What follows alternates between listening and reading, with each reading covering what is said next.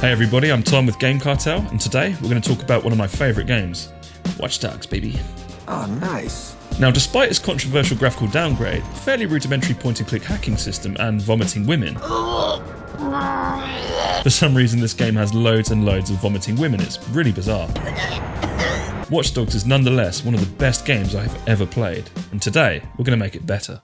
God, you have not changed at all. Now, whether you've played the game already, but you find hunting for gnomes and clones just isn't doing it for you, I crawled out of that mess by the skin of my teeth. or you're a total newcomer to the series, Watch Dogs in 2024 has more reasons to play than ever thanks to its incredibly talented modding community that even 10 years after the game's release continuously elevate this great game to even greater heights. Now, in the last video I covered the game's most extensive overhaul, Living City, which genuinely feels like a true DLC expansion, and over the course of the next 2 videos I'll be covering 40 of my favourite additional mods that further enrich the experience with new enemy factions, animated weapons, enhanced graphics, realistic physics, and that's barely scratching the surface, making Chicago's heavily surveilled streets feel denser and tenser than ever before.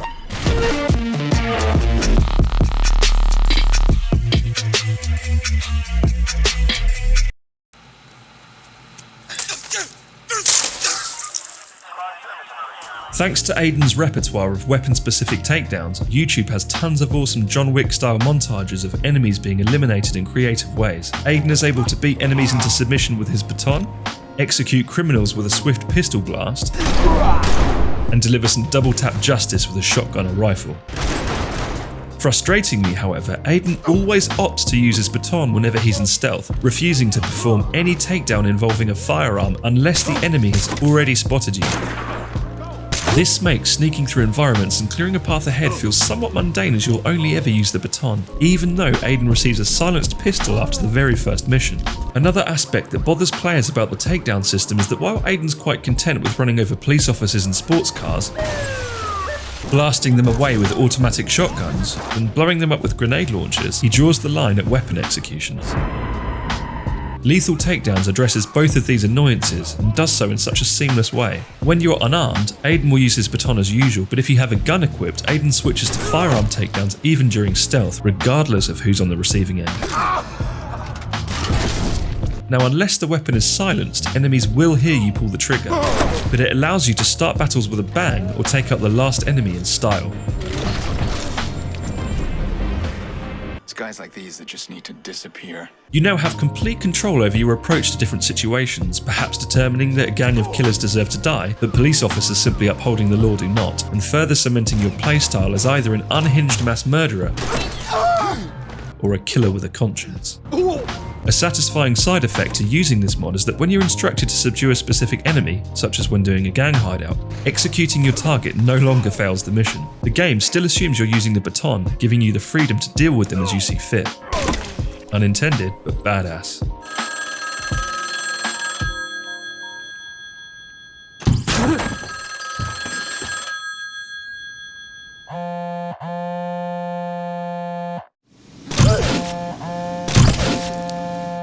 While Watch Dogs already has an impressive arsenal of weapons, there are also a number of custom weapons you can get your hands on.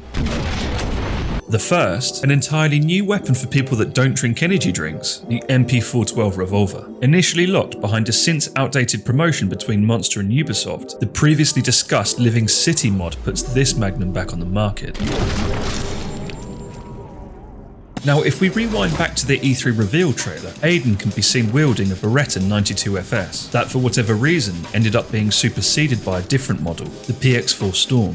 With Living City, this iconic pistol, featured in countless films, games, and even the official figurine, has been rightfully restored. To complement the 92FS's return, you can now engage in espionage akin to gaming's most revered reptile by downloading my suppressed 92FS and giving you both options to choose from. Reenact your favourite crime movie moments by downloading the SMG11 Variants mod that either folds the extended stock or make it a true micro SMG by removing it completely. Both versions can be mixed and matched to your liking for a more streetwise or streamlined look. The AKMS trades the AK-47's traditional wooden buttstock for a metal folding stock, giving it a modern, practical aesthetic and perfect for tucking away under a trench coat. As its name implies, the non-stocked SG-90 removes this shotgun stock entirely, making this primary weapon look more like a powerful sidearm, owing to its compact but no less capable look.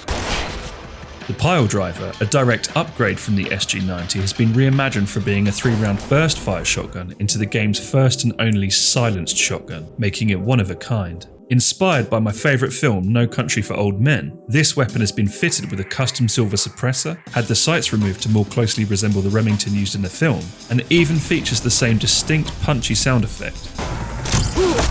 Although it's not as devastating, it's certainly one of the most unique, taking out groups of enemies with ease before anyone knows what hit them. Considered by many to be one of the best SMGs in the world, the MP5 is a tried and true close quarters classic that annihilates unarmoured targets. It is, however, a fairly mid-tier weapon compared to some of the other SMGs. To help bridge the gap, the Spec Ops MP5 is the perfect companion for covert operations, maintaining its rapid fire rate while keeping your cover intact.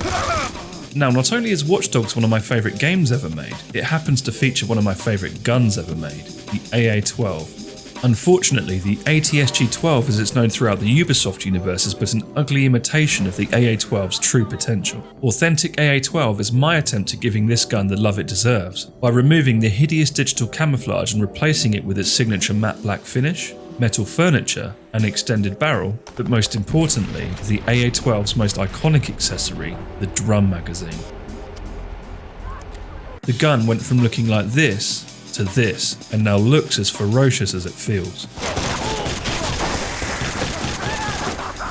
This next weapon is one that Jonathan Ferguson, the keeper of firearms and artillery at the Royal Armouries Museum in the UK, would probably refer to as cursed, but I wanted to make something both unusual and useful. The Destroyer decimates anything caught in its crosshair. But speaking of crosshairs, I've never been a fan of forced first person, so I decided to make a lightweight variant. This Destroyer has had its scope removed in favour of over-the-shoulder iron sights, as well as having a shorter barrel, a brushed steel finish, and a compact magazine to reflect its 2-shot capacity. Now, does it make sense to run a gun with a 50 caliber sniper rifle? No. But is it fun?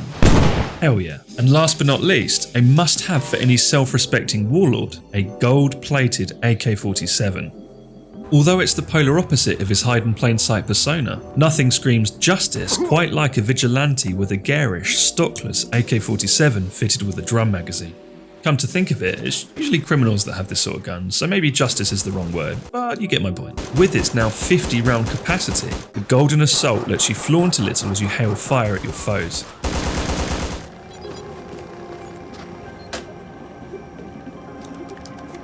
These guys, I heard stories, man, that like nothing I'd ever seen before. The police and faction overhaul by European Mr. Jaden585, in collaboration with talented Watch Dogs modders from the faction's Redux team and the Force of the Chicago, brings forth the game's most comprehensive NPC overhaul that enhances enemy factions from both a visual and gameplay perspective to provide fresh but formidable combat encounters. Enemies wear a wider range of faction-specific outfits and body armors, wield a greater assortment of weapons, drive several high-powered vehicles, and employ various new tactics in an effort to defeat you. Police now come equipped with flashlights, drive refurbished vehicles with liveries inspired by E3 trailer footage, as well as putting the Vessel, a previously unused police car, back into circulation. Gangs arrive in larger numbers, drive different vehicles depending on their rank and affiliation, and now deploy their own fleet of helicopters at the highest heat. Even CTOS security has a distinct appearance, driving vehicles fitted with appropriate liveries and unique orange light bars, giving them more of an identity among the other factions. Adversaries across the board are more intelligent and aggressive, deal additional damage, preserve themselves more effectively, strafe to avoid being struck, call for backup faster and more frequently, identify you silently rather than producing an arcadey sound effect, and spot you in a shorter time window. Gunmen, opponents with the least experience, now make more of an effort to protect themselves, using cover far more frequently and taking shots at you when the moment arises. Veteran enemies make clever use of cover as well, but are more aggressive than gunmen, often opting to push your position to flush you out into the open. Elite enemies are particularly aggressive, with multiple units coordinating simultaneous attacks in order to overwhelm you and ramp up the pressure. And lastly, Enforcers. Enforcers have had their mini-boss status firmly cemented now that they rarely take their finger off the trigger, giving you barely any breathing room to overcome their assault. Enemy rank also determines which vehicles they drive. High-ranking enemies tend to drive high-end vehicles, with the class of vehicle now dictating which tactics the driver will use against you. While much of Chicago's police fleet belongs in the budget category, patrol vehicles have little trouble keeping up with you, choosing either to stay on your tail to stop you from escaping, or brake checking you to force you to slow down. Muscle cars make better use of their speed and size both by brake checking you more aggressively and by swerving into your lane to cut you off and bring your vehicle to a standstill. SUVs, on the other hand, use their weight advantage to actively ram you from either side in an attempt to total your vehicle and corner you. Each heat level has been rebalanced to provide unique challenges, ramping up in intensity not simply from one level to the next, but throughout each individual level. Police helicopters, for example, now begin searching for you at the start of Heat 3, but their snipers are not authorised to open fire until halfway through the heat, essentially doubling the amount of wanted levels there are with new weapons, vehicles, enemy types and tactics being utilised to combat your ongoing threat.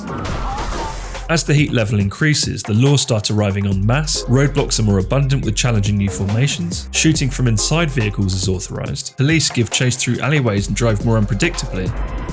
Veteran marksmen with SR-25s are retired and replaced with elite marksmen carrying M107s. Officers patrol the streets for passing threats, and searches now last longer before Aiden's in the clear. But the fight has only just begun. Brand new, never-before-seen factions and foes have been introduced to keep you on your toes in surprising ways. Newly appointed plainclothes detectives have joined the search for the vigilante. Detectives wear civilian clothing, drive various types of undercover police cruiser, and may opt to keep their flashlights turned off so as not to give away their position. But this faction also has a unique passive ability making them stand out among the other factions by obscuring them. Unlike every enemy type before now, plainclothes detectives do not appear on the radar, forcing you to pay the utmost attention to what's around you instead of relying on your HUD.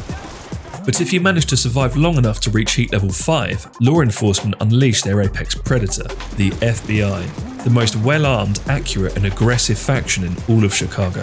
The FBI cranked the pressure up to 11, coming kitted with their own uniforms, weapons, vehicles, tactics and units. Distinguishable by their menacing balaclavas and multicam body armor, FBI agents have some of the most lethal weapons in their arsenal, including the ATSG-12, the Vector 45 ACP, and a fully automatic version of the Goblin. Alongside their unmatched firepower, their unmarked motor pool grants them access to a unique blacked-out Polar, as well as exclusive use of the bullet and explosion-resistant Convoy. Initially used to transport money, this armoured truck has been repurposed to transport Chicago's deadliest enemy, the FBI Enforcer.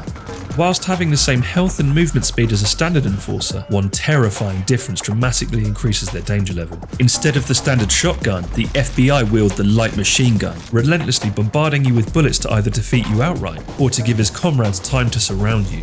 But if you manage to outrun the law, marksmen don't just reside in helicopters anymore, but have also been deployed at vehicle roadblocks and can therefore pick apart your vehicle at greater distances. Now, despite the added challenge, the aim of this mod is to provide a more balanced, believable rise in resistance as you commit hostile actions, and has in fact been made to mitigate the unfair aspects of vanilla combat. Enforcers are now rarer than before, and come in two variants depending on which law enforcement agency they belong to. SWAT enforcers have half the health of a standard enforcer, owing to their lighter body armor, bridging the gap between elite enemies and FBI enforcers.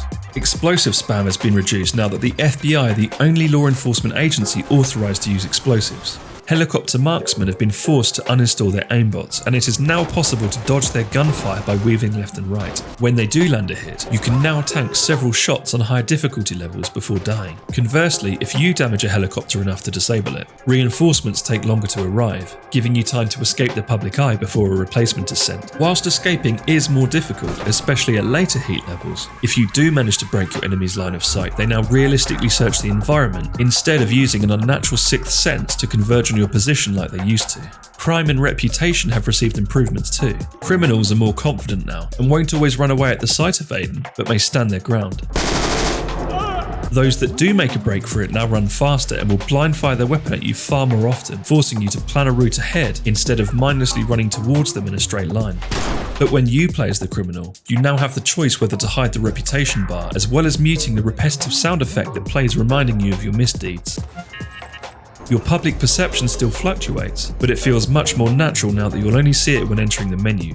When the police arrive, they don't immediately shoot Aiden on sight after finishing Act 3 anymore, meaning you can cause blackouts moments before being arrested regardless of how far through the story you are. The police and faction overhaul works perfectly either standalone or alongside Living City with a compatibility patch to greatly enhance both visual and tactical variety among your enemies. The tension and difficulty of combat has been ramped up, while simultaneously alleviating the frustrating and unfair aspect of gameplay, resulting in intense yet balanced encounters throughout the entire game. On your knees, you son of a bitch! He's in custody. With over 10 custom-made weapons at your disposal, dressed to kill with 10 tailor-made outfits. Whether you favour fashion over function and want to smarten up in a slick black suit, or lean into Aiden's streetwear side by pulling up his hood, deck out your vigilante in this diverse attire depending on your style. Stick to the shadows with a blacked-out variant of Aiden's signature outfit, or ditch the vigilante attire for something more casual. From this Blade Runner-inspired jacket to this balaclava-clad Rorschach lookalike, this clothing pack has something for everyone, including a jet-black version of the mobster costume without the fedora, a fashionable yet formidable khaki knit coat, a relaxed version of the vigilante outfit, and a reworked white hat hacker set. If, however, you want to keep it classic and stick with Aiden's signature look, the 2012 coat material mod restores the leather shine seen in the E3 reveal trailer, giving Aiden's coat a more polished, striking appearance. Aiden has one of the most recognisable yet understated outfits in gaming, and this subtle change retains this aesthetic, whilst making it more eye-catching and, in my opinion, iconic. And you're exactly as I expected, Aiden. Switch up Aiden's look even further with something equally iconic: beards. From Joel to Arthur to Kratos, Aiden can canonically grow a massive beard. So if you've grown tired of his stubbly style, travel back in time similar to one of his pre-release designs, or fast forward 15 years for a Legion lookalike. You can even mix and match these options so that Aiden has a goatee when wearing certain outfits, but a beard when wearing others. Combine the beard with the black suit from my Outfit Emporium mod, and he pretty much becomes Aiden Wick. You look older. For those not a fan of full beards, this simple but effective texture edit makes Aiden's existing stubble darker and denser, without looking drawn on and fake. Whether you choose the goatee, beard, or a bit of both, this alternate look gives Aiden a totally different feel.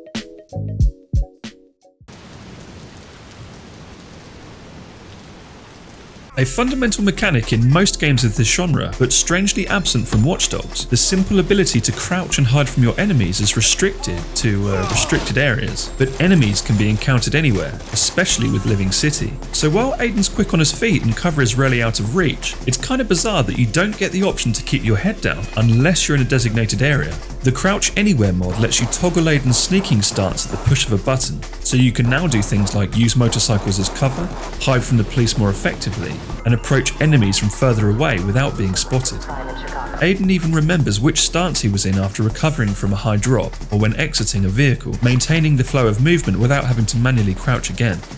Rather than being forced to stand upright and risk being seen, you now get to cover your tracks anywhere in the open world, thus feeling like a natural, immersive evolution to stealth gameplay.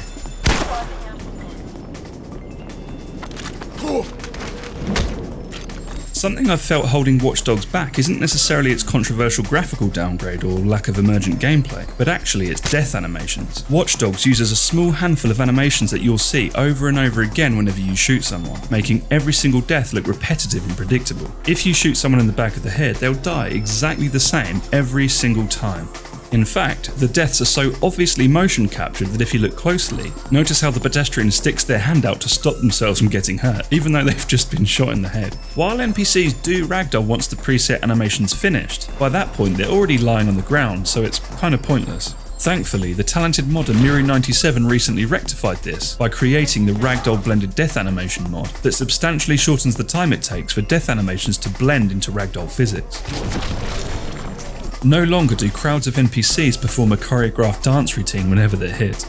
Instead, characters ragdoll almost immediately after being shot, and is a massive step up from the vanilla game's dated animations. The relevant death animation still plays for a split second, so if you shoot an enemy in the leg they'll react appropriately, but there's now a lot more unpredictability in the direction and force at which they fall. Shotguns in particular have a real sense of weight now, and rather than enemies theatrically leaping away, they'll realistically react from the point at which they're hit.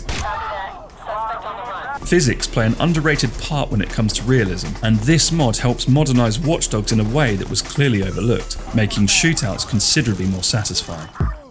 But if you're a fan of games like the original Saints Row for its complete lack of death animations, realistic ragdolls follow suit by removing almost every preset animation to make each encounter feel truly unique. Instead of NPCs dramatically flying away, they now hit the ground hard. And rather than leaping backward when shot from the side, they now fall in the direction you'd expect them to. But to push the variety even further, each weapon now has a different impact force. So a Desert Eagle, for instance, causes a harsher reaction than a Beretta. A must-have mod for ragdoll physics fans who want each shootout to be as varied and memorable as possible. Watch Dogs has a variety of weapon types and styles, from a silenced Vector to a golden Desert Eagle, giving you plenty of choice when it comes to picking the right tool for the job. Pick the one right tool. Now, if you paid close attention during the E3 reveal, you might recall that Aiden's pistol slide cocks back whenever the gun's fired, a feature absent from the final game.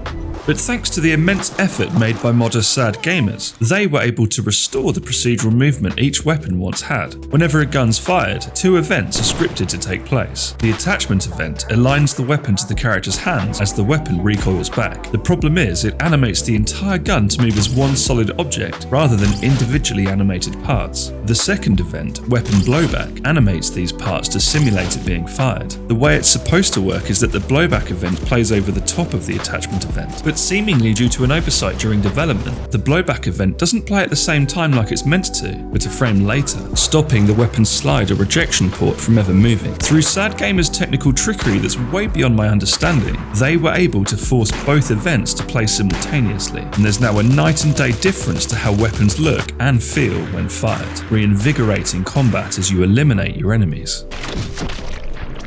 Now that weapons have new visceral visuals, what about the audio side? When it comes to weapon sounds, Watch Dogs has some of the best and worst sound effects I have ever heard. Now earlier we talked about No Country for Old Men and its iconic shotgun sound. Another film classic, Heat, is credited for using real weapon sounds to make shootouts feel as authentic as possible. Now when you go from watching Heat to playing Watch Dogs, the difference is night and day. Alternate gun sounds replaces every single weapon sound with ones from some of the best first-person shooters, including Battlefield 3, 4, and Insurgency Sandstorm for realistic reverberating gunfire that immediately raises the stakes. Running through the streets of Chicago and hearing this instead of this makes you feel like you're part of a movie, immersing you with terrifying, deafening sound effects that ground you in every fight. You wanna get shot?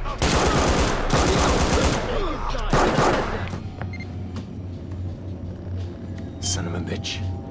For almost 10 years, Watch Dogs had been plagued with a terrible condition known as mouse acceleration. Rather than the camera rotating depending on how far you move the mouse, it rotates depending on how fast you move it by temporarily increasing the sensitivity. While some players want this behaviour in certain games because it allows you to react quickly with small gestures that cover large distances, it feels incredibly unnatural in Watch Dogs and doesn't behave as you'd expect it to. See, in this game, your mouse isn't a mouse. It's actually being interpreted as an analog stick, which comes with some significant side effects. Because analog sticks tend to have a maximum speed limit and don't just speed up indefinitely, your mouse has also inherited this limitation, making it feel like a counterweight's being applied whenever you try and move faster. On the flip side, if you move too slowly, the camera barely responds at all. It becomes a constant battle to apply enough pressure so that the camera rotates without being punished for moving too quickly. And if that wasn't aggravating enough, a ramp-up time is also applied, meaning that it takes a moment for the camera to reach full speed and again for it to come to a stop. While it's kind of hard to demonstrate over video, notice how the analog stick stops moving, but the camera has to catch up, making it difficult to aim where you intend to.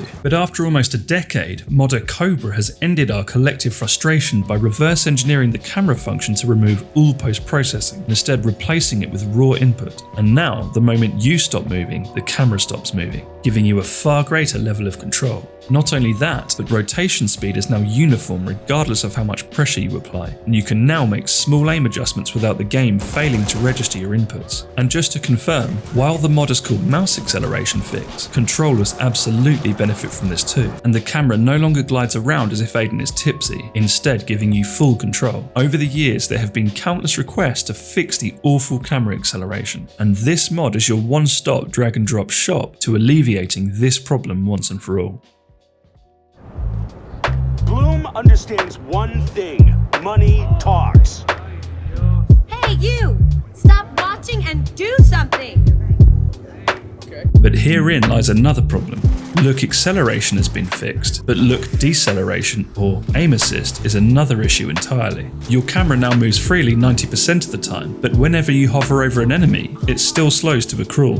Unlike acceleration, there is an aim assist strength setting in the options menu with two caveats. Although the setting reads controller aim assist strength, because your mouse is being emulated as an analog stick, mouse movement is affected too. And you'll find yourself fighting against the game's magnetism just to aim at a specific body part. But at least there's a setting this time to disable it, right? Wrong. Aim assist cannot be eradicated entirely in the options menu, and even when set to minimal, it's still very noticeable. Despite numerous requests over the years for a toggle to be added, modders once again had to rise to the challenge, and you can now disable aim assist once and for all, forcing the game to relinquish control over your actions to give you ultimate freedom of movement. Chicago has a diverse selection of vehicles to get your hands on as you progress through the game. You can purchase them, complete challenges to earn them, and hack pedestrians to unlock them. But even after you've obtained every vehicle, there are still a handful that you can only acquire under very specific conditions, with many being relegated to spawning in a particular district, a single parking lot in the entire map, or even locked behind certain side missions. The rotor, for example, is only ever found covered in rust. You won't ever see a pristine version of the car unless you start the deadly loop fixer contract, and then you'll have to complete the mission just to use it in free roam. The Enhanced Traffic Diversity mod by Deebs, which happens to be one of the game's oldest mods but still works perfectly to this day, enables a wider selection of vehicles including the non-rusted rotor to be found across the map, whether parked on the sidewalk or sitting in traffic. Now, certain vehicles are still rarer than others. You won't suddenly start seeing a bunch of sports cars everywhere, but you no longer have to travel several miles just to obtain a specific vehicle. The 336 TT and the Kuruhawa, for instance, now have an uncommon chance of spawning in districts other than the wards, making them accessible without having to trek to the bottom of the map. And when you do find them, vehicles that were always covered in rust, such as the 3.9T, Vespid HMI, Steadfast 3000, and the aforementioned rotor now have a 33% chance of spawning in pristine condition. Additionally, CTOS vehicles can now be found being driven around, adding to the feel that Bloom is ever looming throughout Chicago. Enhanced Traffic Diversity adds much needed flavour to the world, giving you more choice in what to drive and when. And if you incorporate this mod alongside Living City in the Police and Faction overhaul, you have the ultimate combination of gameplay, enemy and vehicle diversity, making for a hugely rewarding, varied experience. Shift one of Chicago's coolest rides into a higher gear with the Sumitsu Auto Rotor JDM project that takes the rotor and tunes it into 3 distinct variants. Predominantly inspired by the Mazda RX-7, an iconic Japanese sports car among customization and drifting enthusiasts, each variant of the rotor comes more modified than the last. The base variant strips the car's custom parts in favour of a more everyday model, removing the front canard, hood scoop, side skirts, spoiler, and replacing the wheels for ones with a modest appearance. The tuned model takes the original rotor and swaps out the exhaust, equips the car with sleek black rims, and may come with one of 2 elegant paint jobs. The wide-body model has been extensively overhauled, sporting front and rear canards, enlarged fenders and side skirts, hood vents, metallic rims, a race exhaust, but most notably boasts the carbon fibre spoiler from Watch Dogs 2, as well as a rather CTOS-inspired paint job. The Sumitsu Auto Rotor JDM project adds an exotic aesthetic to the streets of Chicago, giving your next getaway a street race of flair as you leave your opponents in the dust. Old school shit.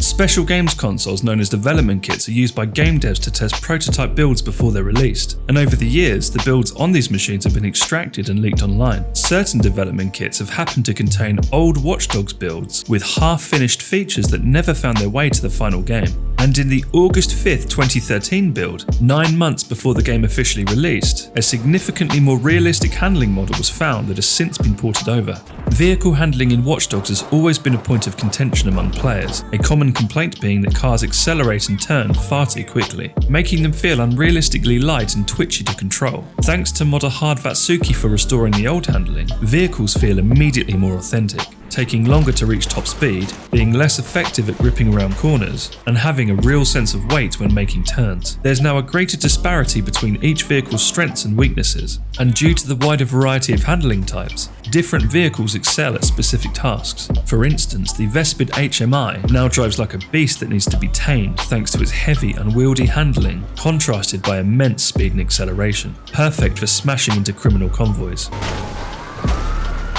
The Scafati GT remains one of the fastest, most reliable vehicles in the game, but is less agile and takes longer to make sharp turns. It seems that the Ubisoft developers originally intended for Watch Dogs' handling to behave more akin to GTA 4's, but later decided to simplify it. This mod restores handling to a point in time where vehicles felt unique, required a greater level of skill to master, and in doing so feels much more rewarding and fun.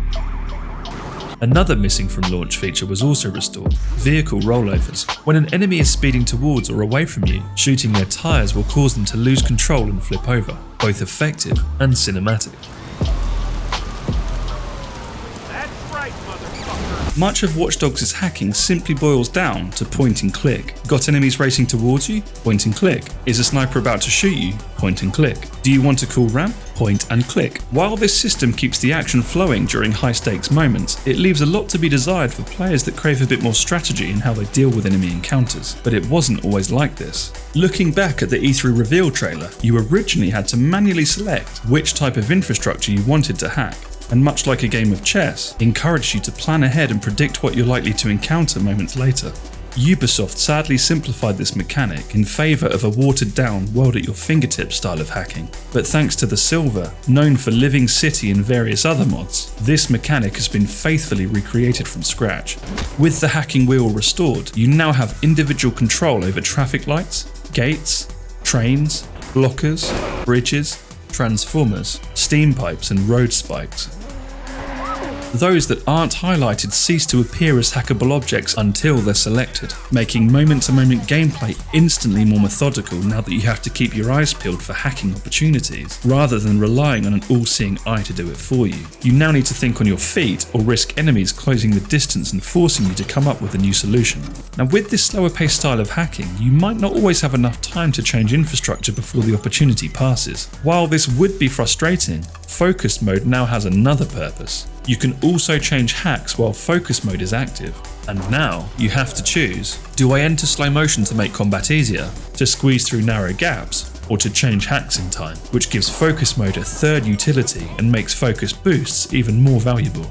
Now this mod might not cater to everyone, but if you're looking for gameplay that's slightly slower paced and purposeful, restoring the hacking wheel influences how you interact with the world on a much deeper level, evening the odds just a little for more immersive strategic hacking.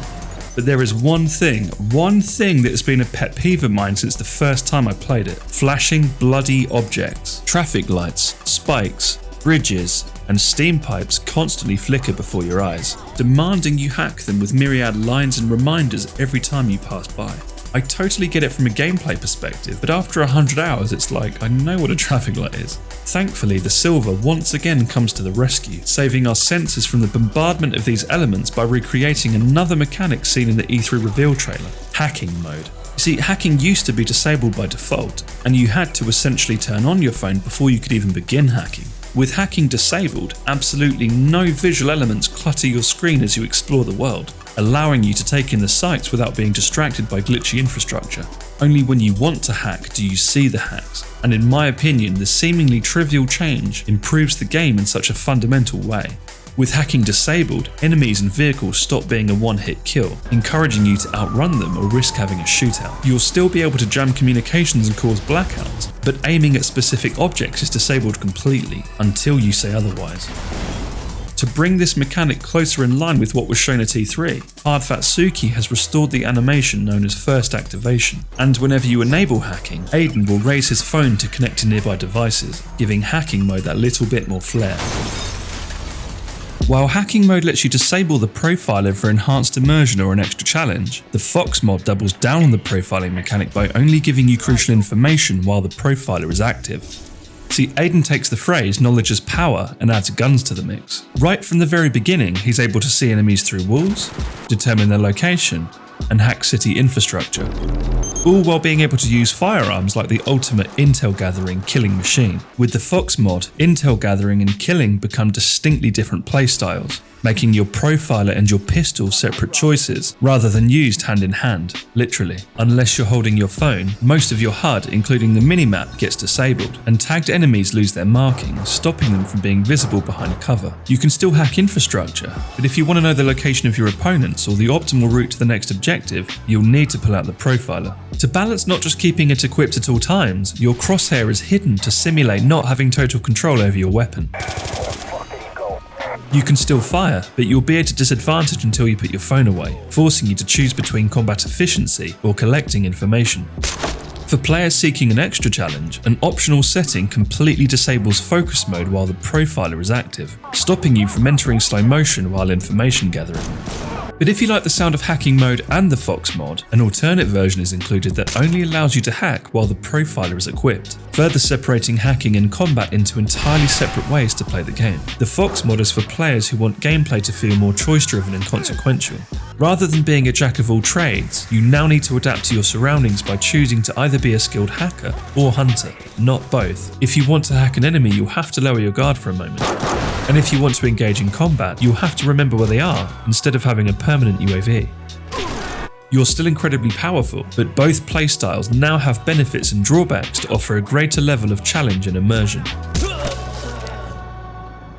And there you have it, 20 mods that offer expanded gameplay, audio and visual variety to help modernise Watch Dogs with deeper mechanics, quality of life improvements and more for one of the most fun, engaging experiences you can have in 2024. In the next episode, we'll be improving the graphics, lighting, textures, shadows, sound effects, and even the camera to make Watch Dogs truly shine. Sincerely, thank you to the 1.4 million plus people for watching my coverage of the Living City mod, and over 10,000 people for subscribing. It really does mean the world to me. I'm Tom with Game Cartel. Please consider sharing and subscribing for more coming very soon.